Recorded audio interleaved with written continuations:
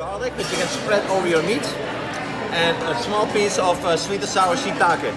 In front of you we have an ointment of celery and some sweet potato mash. Most important thing is we have a really dark demi-glace with a lot of red wine. Yeah, I was gonna say. Together. Thank you for waiting. So of course for you the same thing, only medium well. Thank you. So the sauce is going to bring everything together.